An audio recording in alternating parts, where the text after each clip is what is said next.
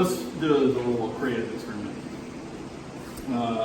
Have a partner, they can stand however, and you find ways to do them both together. Right? So maybe you're here. Well, first is like, understand how Omote Gyaku works. You get a takiori, so you have a steering wheel that rotates perpendicular to his forearm. So whatever position his forearm is in, you go perpendicular to that angle. So your steering wheel, your steering drive shaft, and then twist it to the outside, basically. So even if you're here, like you twist to the outside, it'll work. Right? Try it. Like, even here, like, not that you do this realistically, this is kind of stupid, but it's to understand how this part works.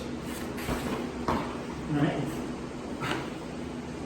So any position that you end up, like even, like you take these, you end up something like this, like it's still Omote Gyaku. So play with a few variations, get creative, so that you get a real good understanding of how the technique itself, like the lock on the wrist, works. This way to do it. So next drill, so you have your position, and you can go light. Start out light and then gradually add like speed and intensity. Is feel is he pushing or pulling? So then I go with it. And feel, oh, he's pushing, so I go with it. Maybe he goes a different direction. Right? So play with how he might react. Most common, he's going to pull this. Right? Because you've got his hand and wants his hand back. So that's why, like, some things like the basic, you know, here is you change and it's fine, like the whole body and everything. But a lot of times, especially when we get into some of the later drills, that you may get this, like you might be here and he starts pulling it because he doesn't want it. So then you just have to kind of be sensitive enough to go with it. So play with different pressures and different angles. It's UKE'S choice on, we're here and I start to rise. Okay? And also you need to be sensitive enough to feel where am I going. Right? Like you have to have a good grip or else like rip it out. But also sensitive enough to feel where the pressure is. And real simple. It's just don't think like, get out of thinking that if I just do this it'll work. You'll probably resist. Now if you're in a good, better position, then it may not matter. If it's going to not work as much, then you go with it. But if you like crammed in here and we're trying to do it this way, you might push to resist it. It's like, okay, thanks for that direction. Right. Okay, play with it. I'm trying to figure out where's the hole that I can get out of it. Right.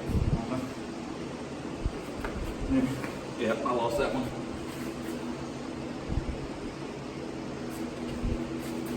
And just figure out the ways out. A lot of times it's a little movement, right? Okay, so find ways out. Be careful because if you resist too much, it hurts. So find the holes first, and then we'll play with the pressures, depending on which way he goes. So if I grab on and he starts to do some kind of movement to get out of it, then figure out a way, like, or, yeah. So as soon as you get something, you're going with the line is going. It's not necessarily getting out of the hole, it's getting sensitive to the pressure. So like, no. So you're putting it on me? Let me tell you where to go. Oh.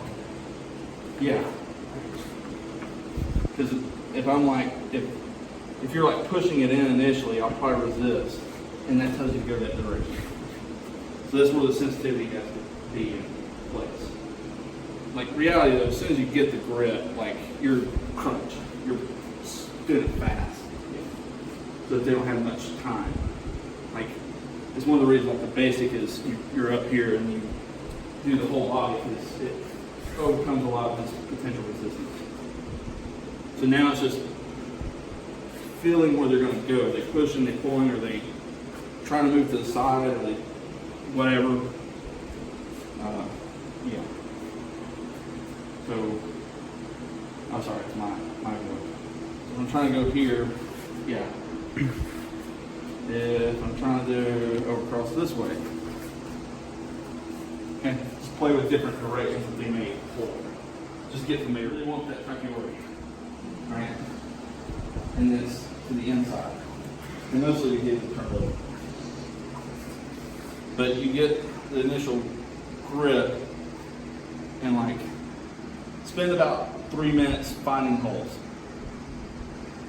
So basically you find the weak line to get out. Okay? Okay? Play with 3 minutes of that. And then we'll play with pressure to get it. Gyaku Ura, right? Let's assume you've gotten that far. And he pushes or pulls along the which it basically turns into Omote Gyaku when he pulls. When he pulls, he straightens that or bends the elbow. At that point, it's much easier if he bends to just do Omote Gyaku. If like we started here, and I'm like starting to put pressure, and he's like, no, I don't like that, and then you do it the other way. Right? You may not take him down.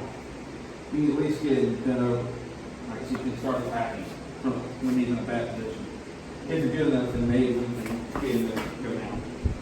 But like when you look at the holes, you start to get a better sense of how Omote Ura Gyaku actually works. It's not as easy as it seems. And suddenly it's like, man, I can't get out. And so if you have questions about if the basic works, well, then now you have a better idea. So feel where he's going. Now let's do it gently. Right. And you still steer perpendicular to the arm, or the forearm rather. It's just now it locks up much faster because it locks up in the forearm. Out here it locks up more in the shoulder, or it starts to manipulate the shoulder.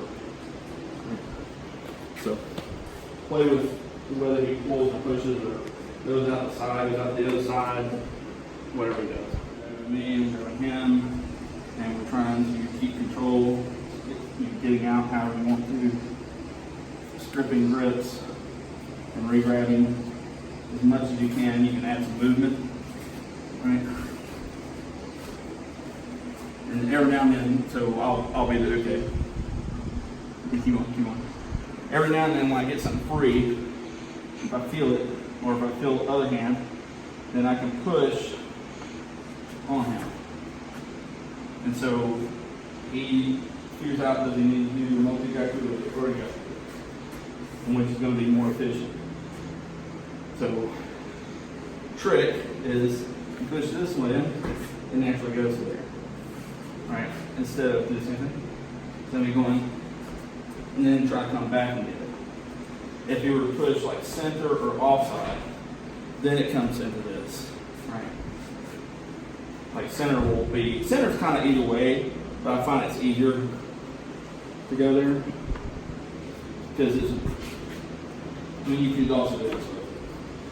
Right? So, but it's at random times. So if I'm the feeder, I'm Uke, and we're kind of playing here because we're still building the skill of wrist control and tehodoki, right? Yeah, and I give him, I feed the students.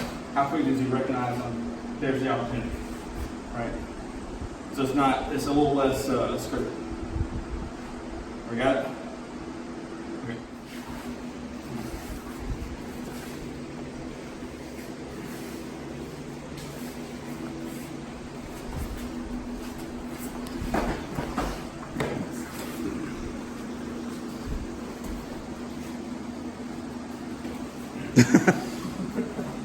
Not quite. Yeah.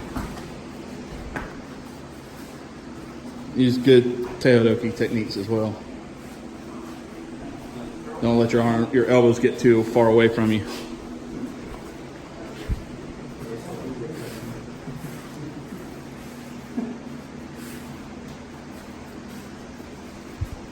And you can go back and forth if you'd rather. Like I go, you go. We're just doing 4 and 4. Okay. You know, figure out your own pattern.